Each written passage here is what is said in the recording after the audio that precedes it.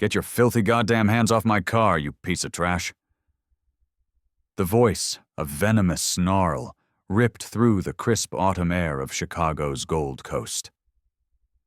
Officer Rick Donovan, his face a mask of contempt, stormed across the manicured street toward Dr. Marcus Thorne, a man of profound distinction, clad in a bespoke charcoal suit that likely cost more than Donovan's last 2 paychecks combined.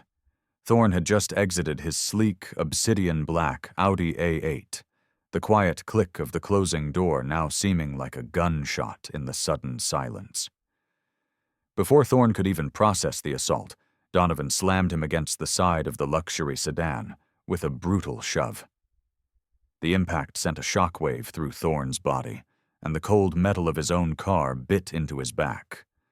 Curious onlookers, wrapped in designer scarves and carrying boutique shopping bags, stopped dead in their tracks, their casual afternoon stroll instantly transformed into a spectacle.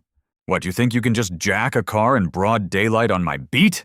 Donovan spat, his words a spray of saliva and prejudice. "You picked the wrong goddamn neighborhood for your little crime spree." Thorne, despite the shock and the searing pain in his shoulder, remained a pillar of composure. His voice, when he spoke, was a low, resonant baritone, unnervingly steady. "Officer," he began, "I believe there has been a profound misunderstanding. This is my vehicle." A harsh, mocking laugh erupted from Donovan's throat as he violently twisted Thorne's arm behind his back, forcing him into a painful, contorted position. "Right, and I'm the mayor of Chicago," he sneered, his grip tightening. He shoved Thorne's face against the cool glass of the driver's side window. "Hands on your head, now!" As if summoned by the raw drama unfolding, the crowd swelled. Smartphones materialized from pockets and purses, dozens of tiny lenses focusing, recording, and live-streaming the systematic demolition of one man's dignity.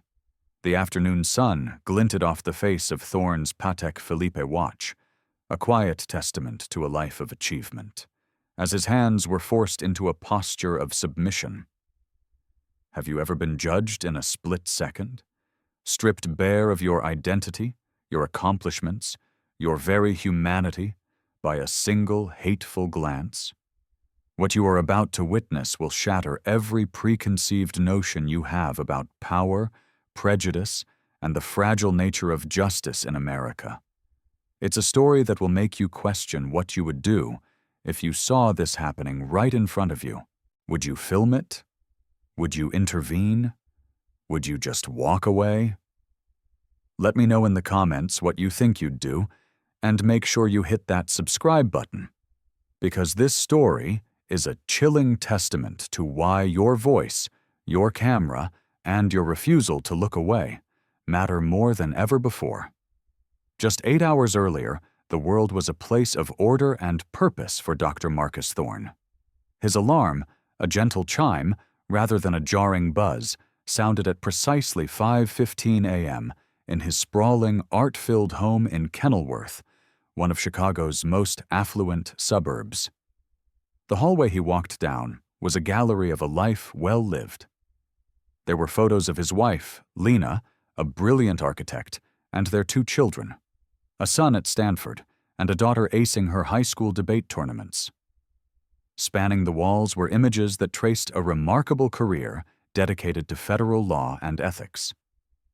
In one frame, a younger, leaner Thorne stood beside 2 different U.S. presidents.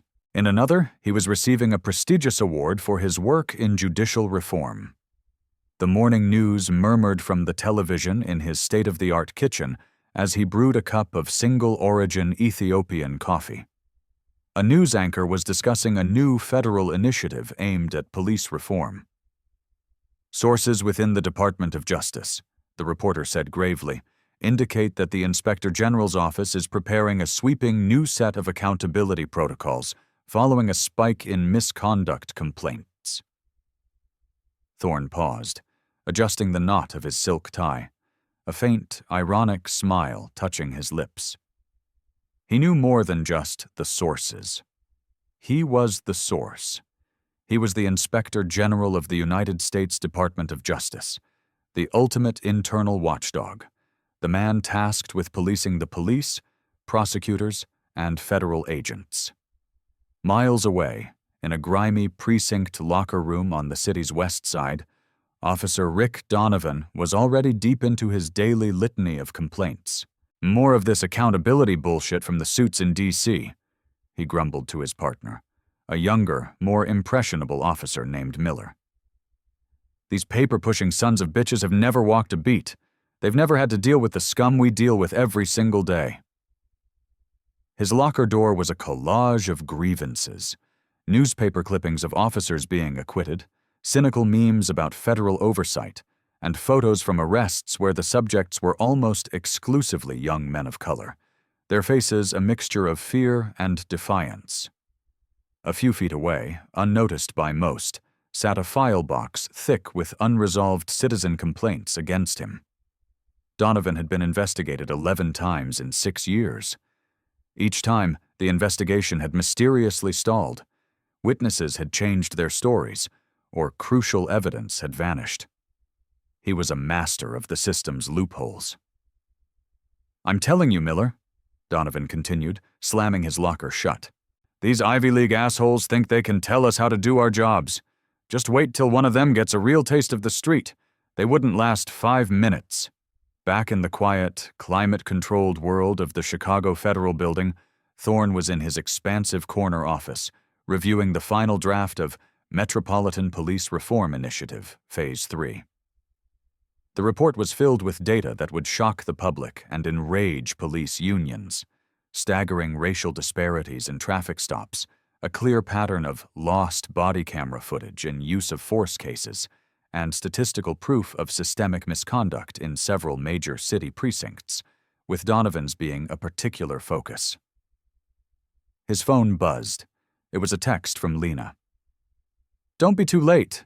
Maya's recital is tomorrow and she's a nervous wreck." He typed back a quick reply. "Leaving at 5, wouldn't miss it for the world." Donovan's afternoon patrol was a masterclass in targeted harassment.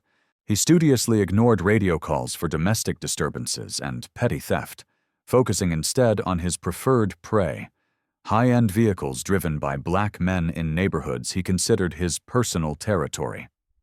In the span of 3 hours, he initiated 4 traffic stops: a black doctor in a BMW, a black lawyer in a Lexus, a black architect in a Range Rover. All were subjected to invasive questioning and demeaning searches.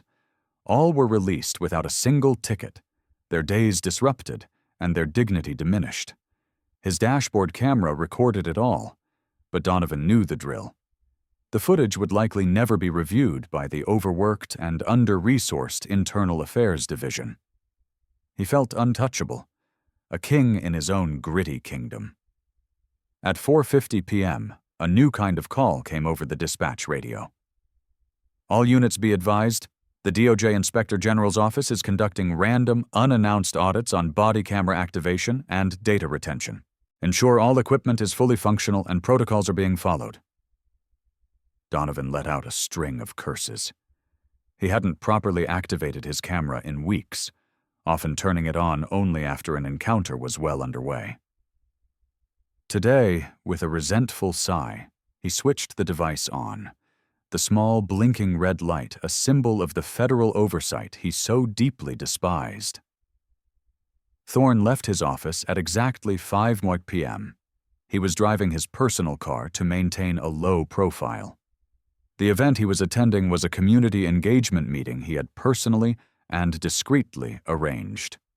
He was scheduled to speak, not as the Inspector General, but simply as a senior federal official, to hear directly from community members about their experiences with law enforcement. The irony was a constant companion. For months, he had been the architect of policies designed to combat the very type of predatory policing that had plagued cities for decades. His reforms were built on a foundation of data, transparency, and accountability. Many officers, like Donovan, hated the new rules without ever knowing they were conceived by a black man who had felt the sting of discrimination countless times throughout his own life and career. Donovan's radio crackled to life again. Unit 714, we have a 911 call reporting suspicious activity on Rush Street. Caller states a male is attempting to steal a high-end sedan. I'll take it, Donovan responded, a surge of adrenaline sharpening his senses. Rush Street, the heart of the Gold Coast, his favorite hunting ground, an area where, in his twisted world view, successful black men were an anomaly, a disruption of the natural order that required his immediate, aggressive attention. Thorne found a parking spot directly in front of the community center, checked his watch, 15 minutes early, as always, and took a moment to center himself. He straightened his tie, grabbed his leather briefcase from the passenger seat, and stepped out onto the sidewalk. Across the street, Donovan's patrol car slid to a halt. His eyes, conditioned by years of prejudice, scanned and dismissed the white pedestrians. Then they locked onto Thorne. The expensive car, the tailored suit, the confident, upright posture. It was a perfect storm of triggers for Donovan's deepest-seated resentments. He couldn't see a senior government official, a dedicated public servant, a husband and father. He saw a target.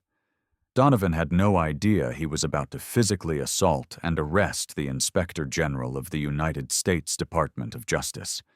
And Thorne, for all his data and policy papers, had no idea that his theoretical reforms were about to become a brutal, personal, and very public reality. The stage was set. The collision between two opposing forces of American justice was imminent, and the fallout would be catastrophic. Get your filthy goddamn hands off my car, you piece of trash.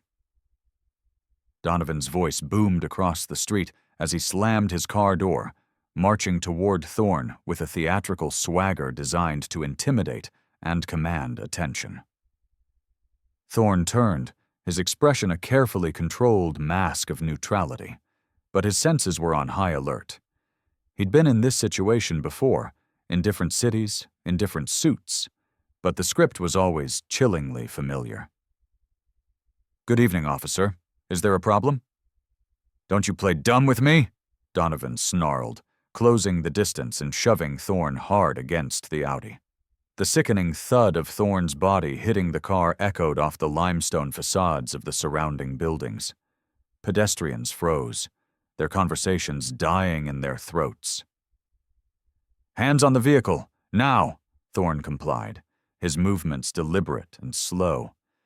He placed his palms flat on the car's roof, the metal still warm from the engine. Officer, I assure you, there has been a significant misunderstanding. This vehicle belongs to me. Donovan let out that mocking, ugly laugh again.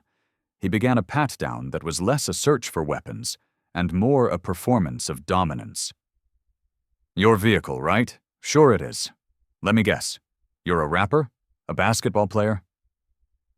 His voice was laced with pure venom, loud enough for the rapidly expanding audience to hear every degrading word.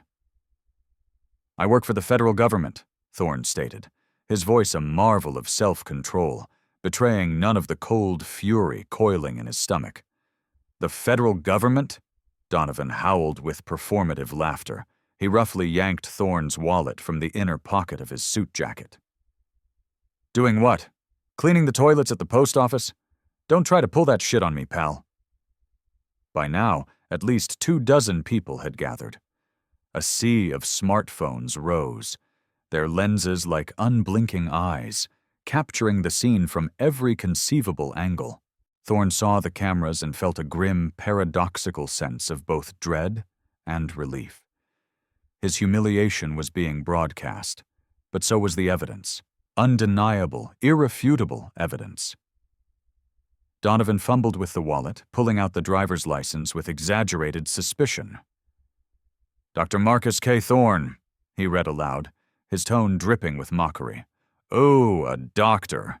What did you get your PhD in? Carjacking? He held the license up to the fading sunlight as if inspecting a forgery. Address says Kenilworth.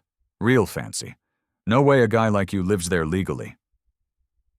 "Officer, if you would simply run my license plate and my identification through your system, you can verify everything," Thorne said, his voice still remarkably composed, though a muscle in his jaw had begun to twitch. "Don't you tell me how to do my job!" Donovan snapped. He grabbed Thorne's shoulder, spinning him around to face the silent, watching crowd. "You people think you can just waltz into our best neighborhoods, steal whatever you want, and nobody will notice? Well, I notice. I see everything." The crowd was growing larger, and a murmur of disapproval was beginning to ripple through it. "That's excessive, officer," a woman in a business suit shouted. An older man shook his head, his face a mask of disgust. But Donovan, far from being deterred, seemed to feed on the attention, puffing out his chest, his authority swelling with every passing second. "Everybody back up," he barked at the onlookers. "This is an active crime scene. Anyone who interferes will be arrested for obstruction." Just then, a second patrol car pulled up. Officer Miller, Donovan's partner, got out, his expression immediately apprehensive. He could sense the situation was volatile. He approached cautiously, his eyes taking in Thorne's expensive suit, his calm demeanor, and the growing, restless crowd. Something was very, very wrong. "What's going on, Rick?" Miller asked in a low voice. "Caught this clown red-handed trying to boost this Audi," Donovan announced proudly, loud enough for everyone to hear. "Probably snatched the keys from some rich lady's purse. They're getting bold, I tell you. Real bold." Miller frowned, his gaze falling on Thorne's Patek Philippe watch, an accessory that cost more than his entire squad car. He looked at the perfectly tailored suit, the handmade leather shoes. And most importantly, he saw the man's eyes, calm, intelligent, and radiating an authority that pressure couldn't extinguish. This wasn't the behavior of a car thief. Car thieves ran, or they fought, or they lied badly. They didn't maintain eye contact and speak with the precise diction of a law professor. Thorne addressed Miller directly, his gaze steady. "Officer, I am requesting that you call your supervisor to this scene immediately. This situation is escalating based on a false premise, and I believe my civil rights are being violated." "Shut your mouth!" Donovan barked, twisting Thorne's arm again, this time forcing his hands behind his back with unnecessary roughness. "You don't get to make requests. You lost that privilege when you decided to be a criminal." He began a deliberately careless search of the car's interior, tossing registration and insurance papers onto the street. Thorne's briefcase tumbled out from the passenger seat, popping open on the pavement and scattering its contents. That's when Miller saw it. Official-looking documents, some with classified markings, spread across the asphalt. He stepped closer, his eyes widening in disbelief as he read the letterhead. U.S. Department of Justice, Office of the Inspector General. His blood ran cold. "Rick," Miller whispered urgently, tugging at his partner's sleeve. "Rick, maybe we should slow this down." "Slow down?" Donovan scoffed, not even looking up from his destructive search. "Why? Because he's wearing a fancy suit? That's the whole damn problem today, Miller. No guts. No real police work." Thorne's phone, which had fallen onto the passenger seat, began to buzz insistently. The screen lit up with the caller ID, partially visible to Miller. Deputy I.G. Ava Chen. Urgent. Miller felt his stomach plummet. He felt a wave of nausea.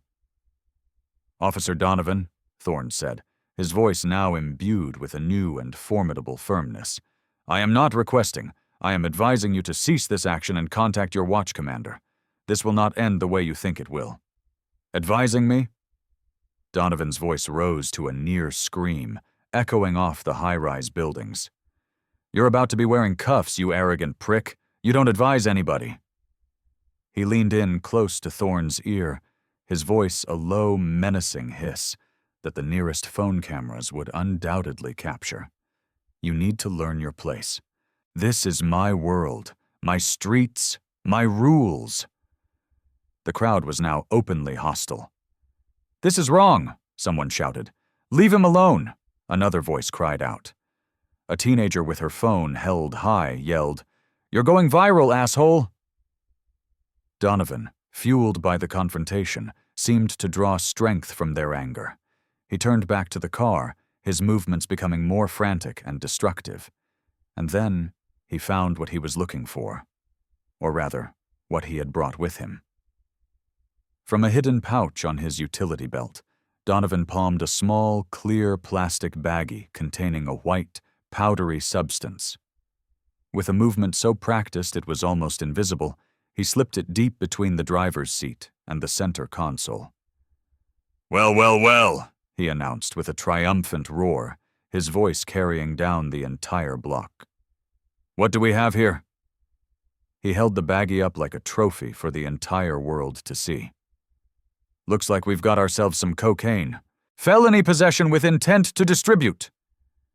Thorne turned to face him, his eyes now blazing with a righteous, controlled fury that was more terrifying than any shout. "Officer, that substance does not belong to me," he said, his voice dangerously calm, "and you and I both know precisely where it came from." Donovan smirked, waving the baggie. "That's what they all say. It's never theirs. Guess it just magically appeared, right?" He turned to the crowd, playing to his audience. "Looks like our doctor is also a drug kingpin. This is going to be a good bust, boys." Miller stepped forward, his face pale, his voice trembling. "Rick, standard procedure says we should field test that before making a charge." "Test it?" Donovan laughed dismissively. "It's a bag of coke, Miller. Don't go soft on me now. Book him. Felony possession." Thorne looked directly into the lens of the nearest smartphone, his voice clear and resonant, a man fully aware he was creating a record for a future trial. "I want everyone here to be a witness. Document everything you see. Record every word that is spoken. The truth has a way of coming to the surface, and when it does, there will be consequences." "Truth," Donovan spat, the word dripping with contempt. "The truth is you're a common thug who thought his fancy suit would let him get away with it. Well, guess what, Professor? Not on my beat.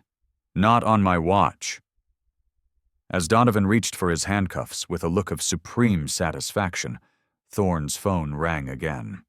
This time the caller ID was perfectly, undeniably clear to Miller and several people in the front of the crowd.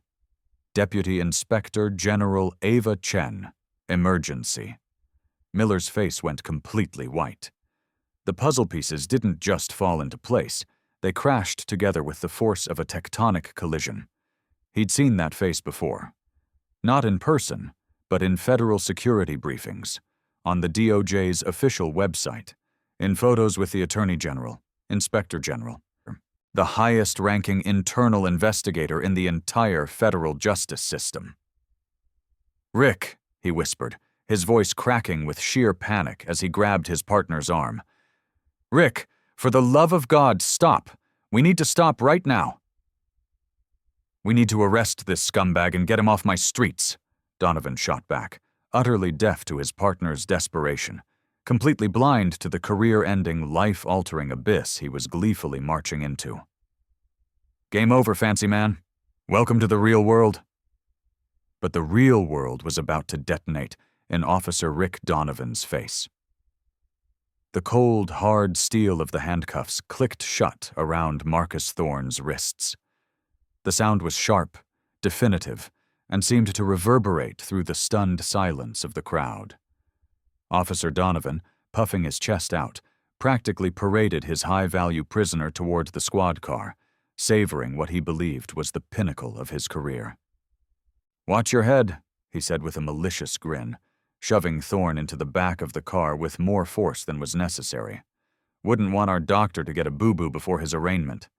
The door slammed shut, a punctuation mark on an act of profound ignorance. Inside the car, Thorne sat in quiet stillness. The humiliation was a physical thing, a bitter taste in his mouth, but his mind was already shifting from victim to investigator. He could see the crowd through the grimy plexiglass divider, their phones still held high.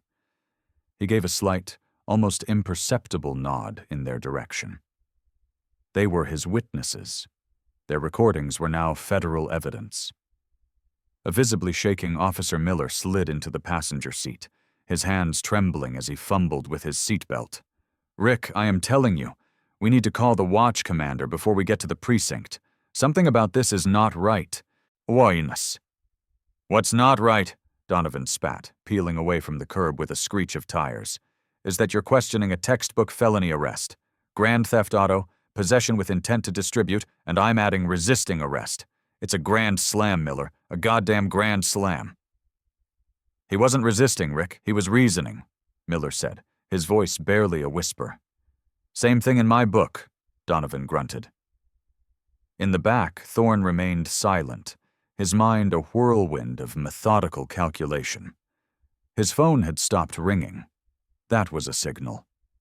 His fiercely competent deputy, Ava Chen, would have already triggered what they called the Sentinel Protocol the moment his second call went to voicemail. A location trace would be active. A federal rapid response team would be assembling. The system he had built to protect federal officials was, at this very moment, activating to rescue him. By the time they reached the 18th District Precinct, whispers were already starting to circulate. The desk sergeant, a veteran named Kowalski, saw them bringing Thorne in and felt a jolt of recognition. He'd seen that face in dozens of departmental security briefings and federal memos. His own face went ghost white, but he said nothing, paralyzed by the sheer impossibility of the situation. "How do you book the Inspector General of the United States?" "Miller," Kowalski said quietly, his eyes darting toward Thorne. "Get me the watch commander on his cell. Tell him it's a code red." Donovan, oblivious, shoved Thorne toward the booking desk like a conquering hero. "Bagged a real prize tonight, boys," he announced to the room. "Gold Coast car thief who thinks he's a damn neurosurgeon. Had a brick of coke on him, too." As he was processed, Thorne answered every question in a clear, measured tone that only further unsettled the precinct staff. When the booking officer asked for his occupation, he stated it simply, without embellishment. "Federal law enforcement." Donovan guffawed from across the room. "Federal law enforcement? Yeah, right. He's probably a mall cop at the federal building. These guys always pump up their resumes."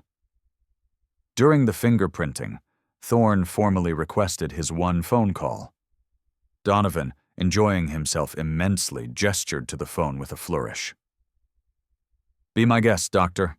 Better call your lawyer. You're going to need a damn good one." Thorne was escorted to a phone on the wall, the handcuffs temporarily removed. He didn't dial a lawyer. He dialed a number from memory, a secure line that bypassed all switchboards. When it was answered on the first ring, his words were quiet but carried the weight of absolute authority. "This is Inspector General Thorne. I am currently in custody at the Chicago PD's 18th District. Initiate Sentinel Protocol 7 immediately." Sergeant Kowalski, who was standing nearby, overheard the words "Inspector General" and "Sentinel Protocol 7" and nearly swallowed his tongue. Protocol 7 was the highest level of federal emergency, reserved for the abduction or unlawful detention of a cabinet-level official or their equivalent. Donovan snatched the phone from Thorne's hand. "Time's up, big shot. Welcome to your new home." As Thorne was led toward a holding cell, the other detainees, a mix of drunkards, shoplifters, and petty criminals, looked up in stunned silence. The man in the immaculate, though now slightly disheveled suit carried himself with an aura of power that even the steel bars and concrete walls couldn't diminish. "The hell are you in for, man?" one of them asked, his voice a mix of curiosity and awe. "A misunderstanding," Thorne replied calmly, as the cell door clanged shut behind him. "One that is about to become extremely clarifying for a number of people." "What do you think is going through the Inspector General's mind right now, locked in a filthy cell by the very system he is charged with overseeing? Is it anger? Fear? or the cold, calculating resolve of a man who knows the full weight of the federal government is about to descend like a hurricane? Drop your thoughts in the comments below. Outside the 18th District Precinct, the hurricane was making landfall. A fleet of black, unmarked Chevrolet Suburbans with government plates screeched to a halt, their doors opening in unison. A dozen federal agents in dark suits and earpieces emerged, their faces grim, their movements economical and purposeful. They moved with the quiet, menacing efficiency of a special forces unit, their destination the precinct's front door. Inside his office, Watch Commander Captain Frank O'Malley was screaming into his phone.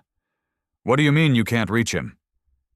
The voice on the other end was clipped, professional, and radiated pure ice. "Captain O'Malley, this is Deputy Inspector General Ava Chen. We have a satellite confirmation that Inspector General Marcus Thorne is inside your building. I need to speak with the arresting officer this instant, or the next people through your door will be an FBI hostage rescue team." O'Malley's heart hammered against his ribs. "Did you say Inspector General Thorne?" "That is correct, Captain," Chen's voice cut back, sharp as a shard of glass. "And I suggest you locate him and handle this situation with the gravity it deserves. You have 60 seconds. The line went dead. O'Malley's hands were shaking so violently he could barely press the intercom button. "Get me Officers Donovan and Miller, in my office, now!" He pulled up the initial arrest report on his computer, his eyes growing wide with horror as he read the fabricated narrative. Meanwhile, Donovan was holding court in the break room, recounting his heroic arrest to a rapt audience of fellow officers. "Took down this slick son of a bitch, I tell you. Thought his $1,000 suit was a suit of armor. But justice is blind, boys. Justice is blind." His precinct radio crackled. "Unit 714, report to the Watch Commander's office, on the double." "Probably wants to give me a commendation," Donovan said with a self-satisfied smirk, straightening his uniform. "Biggest felony collar of the quarter, easy." Miller followed him down the hall, a sense of impending doom washing over him. The face on the DOJ website, the official letterhead scattered on the street, the urgent call from the deputy IG, it all coalesced into a single terrifying truth. As they approached O'Malley's office, neither officer saw the team of federal agents sweep silently into the building behind them, their badges prominently displayed, their expressions utterly merciless. The system was about to correct itself, and the man Officer Donovan had humiliated, assaulted, and framed was about to reveal the terrifying, awesome power of his true identity. Justice was coming, and it wore a very expensive suit. Captain O'Malley stood behind his desk, his face the color of ash. The arrest report on his monitor seemed to mock him. Flanking him were two stone-faced federal agents who looked as if they had been carved from granite. Deputy Inspector General Ava Chen stood in the center of the room, her arms crossed, radiating a fury so intense it seemed to lower the temperature of the air. "Captain," she said, her voice a low, dangerous hum, "I want Officer Donovan and his partner in here 5 seconds ago." Just as O'Malley opened his mouth to stammer a reply, the door opened. Donovan walked in with a swagger that died the instant he saw the room's occupants.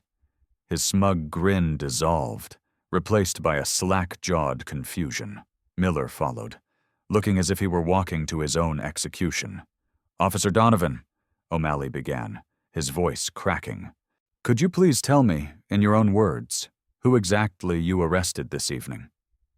"Some high-end car thief," Donovan replied, but his voice had lost its bluster. "He was acting squirrely, had a fake ID calling himself a doctor, claimed he worked for the feds, typical criminal line of bullshit." Ava Chen took a single step forward. The polished gleam of the DOJ Inspector General's badge pinned to her jacket seemed to suck all the light from the room. "Officer Donovan, allow me to introduce myself. I am Deputy Inspector General Ava Chen. The man you arrested tonight, the man you accused of stealing his own car, the man you claim is a car thief, is my boss." The color drained from Donovan's face. He looked as if he'd been punched in the gut. "Your boss?" "Inspector General Marcus Thorne," Chen continued, each word a hammer blow. "The highest-ranking federal oversight official in the United States. The man whose signature is on the very reform policies your union has been fighting for the last 18 months. The man you handcuffed, publicly humiliated, and charged with a felony drug crime based on evidence you planted." The words hung in the air, thick and suffocating. Donovan's mouth opened and closed, but no sound came out. He was a fish drowning on dry land. Beside him, Miller closed his eyes and whispered something that sounded like a prayer. That's impossible," Donovan finally stammered. "I found drugs in the car?" "You mean the powdered sugar you planted?" a new voice interjected. One of the federal agents stepped forward, holding up a tablet. On the screen was crystal-clear, high-definition video, a composite feed from 3 different civilian cell phones, and Miller's own body camera. They all watched in stark silence as the video showed Donovan, with sleight-of-hand precision, palming the baggie from his belt and slipping it under the seat. Donovan's knees buckled. He reached out, grabbing the back of a chair to keep himself from collapsing. I didn't know who he was." "You didn't know because you didn't want to know." Chen's voice was a whiplash of controlled rage. "You saw a black man in an expensive car in a wealthy neighborhood, and your tiny, prejudiced mind short-circuited. Your bigotry was so absolute, so profound, that you were incapable of seeing reality, even as it was presented to you on a silver platter." O'Malley finally found his voice. "Officer Donovan, you are hereby suspended, effective immediately. Surrender your badge and service weapon." With hands that shook uncontrollably, Donovan unclipped his badge. The piece of metal that had defined his identity felt like a lead weight as he placed it on O'Malley's desk. His gun followed with a heavy, final-sounding thud. "Where is the Inspector General now?" Chen demanded. "Holding cell 4, O'Malley whispered. "Get him," Chen commanded.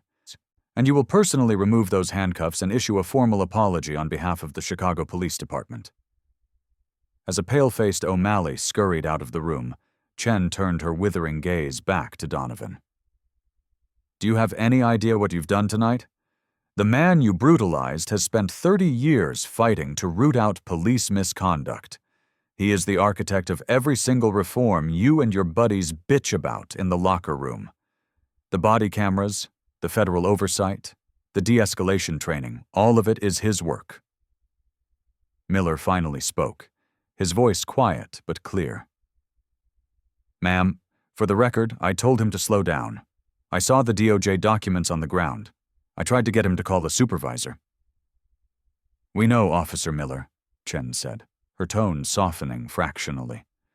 "Your body camera audio corroborates that. Your conduct will be reviewed, but the preliminary evidence suggests you attempted to avert this catastrophe." Footsteps echoed in the hallway, echoed in the eye-gaunt. O'Malley returned, followed by Inspector General Thorne. A sergeant was hastily removing the handcuffs. Thorne calmly rubbed his wrists, his suit now creased, his tie askew, but his dignity perfectly, infuriatingly intact. "Sir," Chen said, approaching him with a look of profound relief and concern. "Are you all right? Do you require medical attention?" "I'm fine, Ava," Thorne replied, his voice quiet but resonating with authority. "But we have a great deal of work to do." He turned his attention to Donovan, who was staring at the floor, unable to meet his gaze. The room fell utterly silent. "Officer Donovan," Thorne said, "look at me."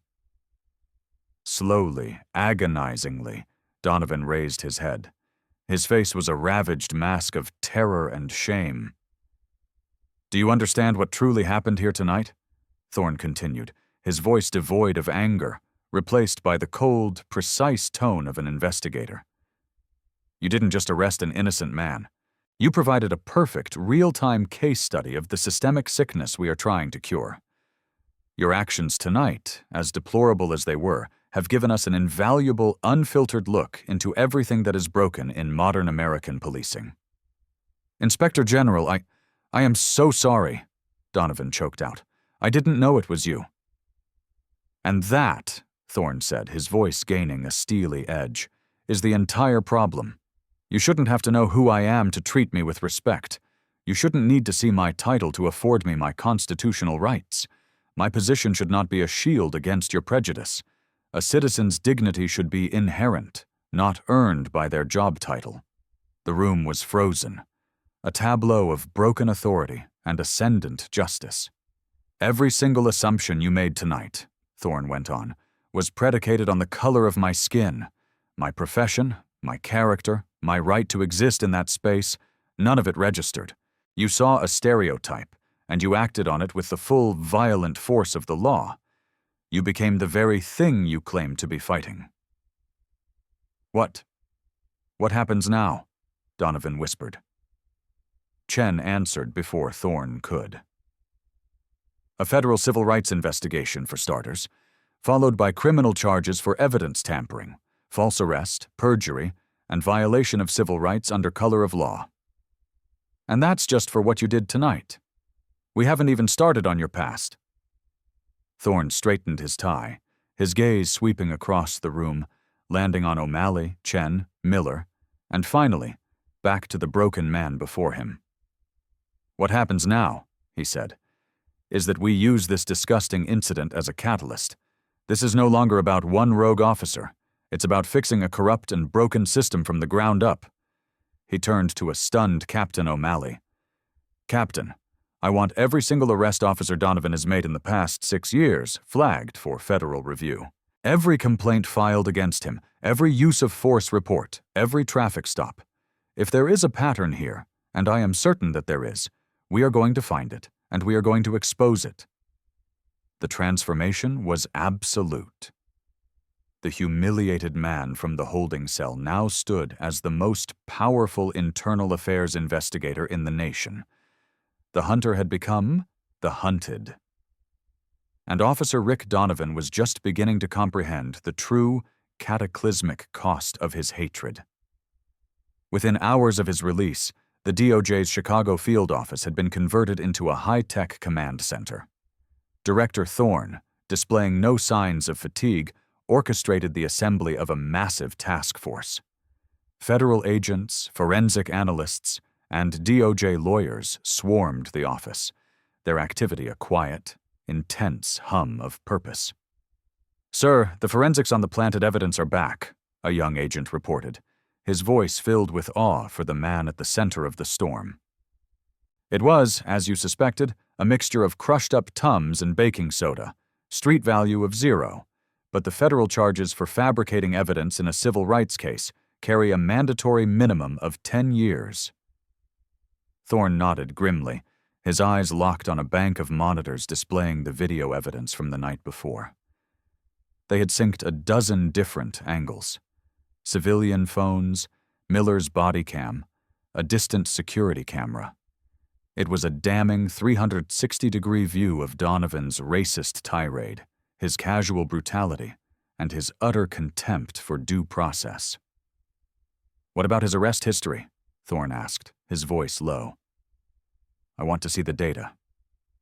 "That's where this story goes from a single incident to a federal conspiracy, sir," said Deputy IG Chen, pointing to a massive screen filled with charts and statistics. In 6 years, Donovan has made 952 arrests. 811 of them, that's 85%, were of African American males. This is in a district where they make up only 28% of the population.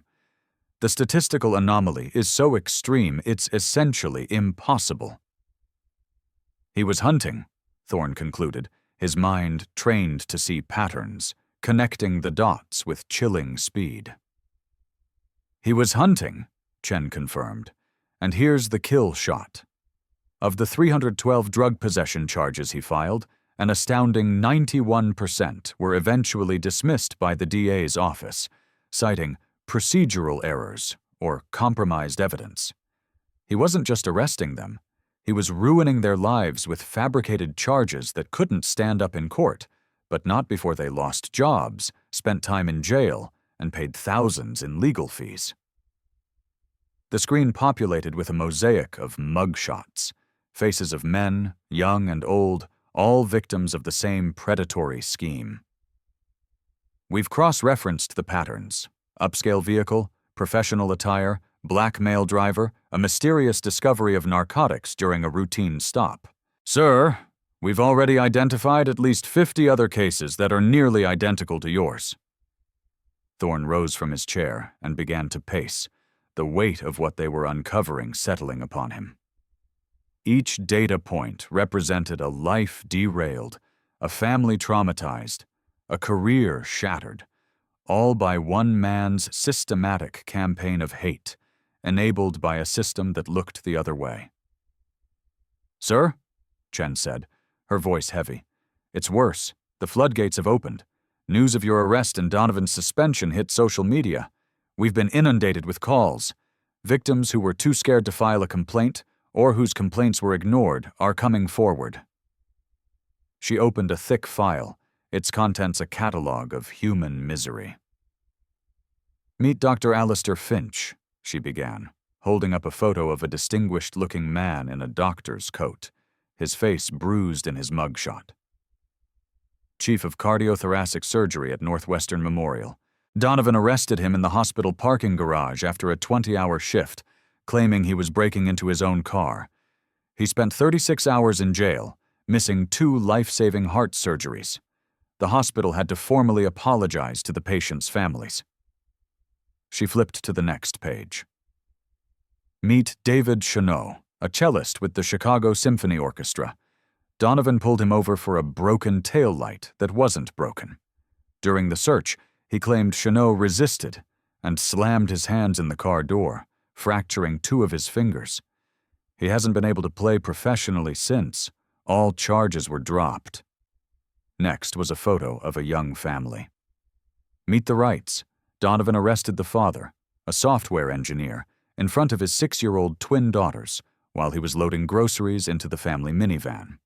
The charge was matching the description of a robbery suspect. The description was black male. His daughters are now in therapy for anxiety and are terrified of police officers. Thorne stared at the photos, his jaw tight with a cold, righteous fury. These weren't just statistics. This was a legacy of pain. I want to interview him, Thorne said, his voice quiet but absolute. I want to do it myself. Sir, from a legal standpoint, that's highly inadvisable, a DOJ lawyer cautioned. You are the primary victim. The defense will argue you tainted the interrogation. That's precisely why I have to be the one, Thorne countered, turning to face his team. Dr. Finch never got to confront his accuser. Mr. Chanot never got to look the man who broke his hands in the eye and demand to know why. Those little girls never got an explanation. I will not be just a victim in this case. I will be their voice. I will be the instrument of their justice. Set it up. 3 days later, Thorne sat across a cold steel table from Rick Donovan in a sterile, soundproof interrogation room deep within the federal building. The former officer was a ghost of his former self. Unshaven, with dark, hollowed-out eyes, he looked as if he had aged a decade in 72 hours. He had waived his right to an attorney, a foolish act of a man who still couldn't grasp the totality of his downfall. The orange jumpsuit he wore was a stark, brutal symbol of his complete reversal of fortune. Please state your full name for the record, Thorne began, his voice the neutral, dispassionate tone of a seasoned investigator. Richard James Donovan, he mumbled, his voice a hoarse whisper. Mr. Donovan, do you understand the purpose of this interview? Because I arrested you, Donovan said, staring at the table. Because I didn't know who you were. Thorne leaned forward, his gaze intense. No, You are here because, for at least 6 years, you have waged a one-man war against the citizens of Chicago, using your badge as a weapon and your prejudice as a compass. My identity is incidental. The crime is the pattern. You would have done the same to a plumber, a professor, or a pastor. Correct? Donovan remained silent, the only sound the low hum of the recording equipment. Let me ask you directly, Thorne continued, opening a thick binder filled with case files. How many innocent men did you frame? Let's start with Dr. Alistair Finch, arrested for grand theft auto in the parking garage of the hospital where he is the chief of surgery. Charges dropped. He slid a photo of the bruised doctor across the table. David Chanot, arrested for possession. Your report states you found narcotics in his cello case. Forensics found nothing but rosin. Charges dropped, but not before his career was destroyed. He slid another photo across the table. The Wright family. Should I continue, Mr. Donovan? I have 53 more files right here. Donovan's facade finally began to crack. Look, I made some mistakes, all right? But those are dangerous neighborhoods. I was just trying to do my job, to get the predators off the street. The Gold Coast, where you arrested me, has the second lowest crime rate in the entire city, Thorne countered without looking at his notes. And the only predator on that street that night, Mr. Donovan, was you. You spoke about people like me not belonging in that neighborhood. Please, for the record, elaborate. What did you mean by people like me? Donovan flinched as if struck. The silence stretched for a full minute before he mumbled, I didn't mean anything by it. You meant black people, Thorne stated, not as a question, but as a fact. You saw the color of my skin, and in that instant you rendered a verdict. You decided I was a criminal, and you manufactured the evidence to fit your conclusion. Now, I'm going to ask you again. How many times, how many innocent lives have you destroyed with that bag of Tums and baking soda you carried on your belt? The question hung in the air, heavy and damning. Finally, a broken whisper escaped Donovan's lips.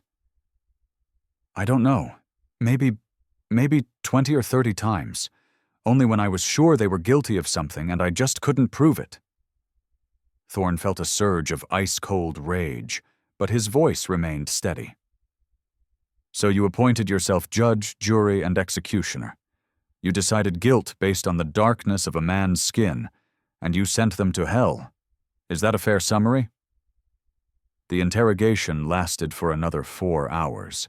Thorne relentlessly, methodically deconstructed Donovan's entire career, peeling back layers of lies and self-justification until all that was left was the ugly, racist core. He forced Donovan to look at the photos of his victims, to hear their stories, to confront the human wreckage he had left in his wake. When it was over, Thorne stood and adjusted his suit jacket. Mr. Donovan, your actions have done more to damage the integrity of law enforcement than any criminal ever could. You have single-handedly validated every community's worst fears about the police. You have become a living symbol of a corrupt system. The United States government will prosecute you to the fullest extent of the law. As Thorne reached the door, Donovan called out, his voice cracking with desperation. Wait! What if I help you? I can give you other cops. There are others doing the same thing. I can help you clean up the department. Thorne paused, his back still to Donovan. He turned his head slightly. Your cooperation will be noted by the U.S. Attorney's Office, and it may be taken into consideration during sentencing, he said, his voice flat and cold. But make no mistake, there is no deal that can erase the lives you have ruined. There is no penance that can restore the trust you have obliterated. There is only justice, and it has finally come for you. Outside the interrogation room, Ava Chen was waiting. Sir, it's bigger than we imagined. Donovan's preliminary testimony has implicated a dozen other officers. It appears they were running an organized racket, falsifying arrest reports to generate overtime, seizing property they never logged into evidence. The corruption goes all the way up to a lieutenant in internal affairs who was burying their complaint files. Then the investigation expands, Thorne said grimly. This is not about one bad apple anymore, Ava. This is about the orchard. He looked out the window at the city below. This has to be about more than just punishment. It has to be about rebuilding. I want policy recommendations on my desk by Monday. Mandatory automatic review of any officer whose arrest demographics exceed the district's by more than 10%. A new, fully independent civilian oversight board with subpoena power. And a complete overhaul of the Internal Affairs Division. Already being drafted, sir, Chen said with a small smile. And one more thing. Officer Miller has formally requested a meeting. He wants to give a full statement and has some ideas about how to reform field training to prevent this from ever happening again. For the first time since his ordeal began, a genuine smile touched Marcus Thorne's lips. Schedule it, Ava. Schedule it immediately. If we're going to fix this, we need the good ones to help us hold the bad ones accountable. The hunt was over. The long, arduous process of healing and reform was about to begin. 6 months later, the ceremonial courtroom in the Everett M. Dirksen U.S. Courthouse was filled to capacity. The air was thick with a mixture of solemnity and anticipation. At the defendant's table sat Rick Donovan, a shrunken, hollowed-out version of the swaggering officer who had once ruled his beat like a petty tyrant. He had pleaded guilty to a sweeping indictment of 22 federal charges, from civil rights violations to racketeering. In the front row of the gallery sat Inspector General Marcus Thorne. He was not there as a federal official, but as one of the victims, seated among the dozens of others whose lives Donovan had torn apart. Dr. Finch, the surgeon, was there. David Chenot, the cellist, sat with his permanently damaged hand resting in his lap. The Wright family was there, their twin daughters sitting quietly between their parents. They had come to witness the final chapter. The Honorable Judge Annabelle Clark, a woman known for her sharp intellect and sharper tongue, peered down from the bench. "Mr. Donovan," she began, her voice echoing in the silent room, "in my 25 years on this bench, I have never encountered a case that so profoundly represents a betrayal of the public trust. You did not just break the law, you twisted it into a weapon to serve your own bigotry." The federal investigation, spurred by Thorne's arrest and Donovan's subsequent confession, had been a bombshell.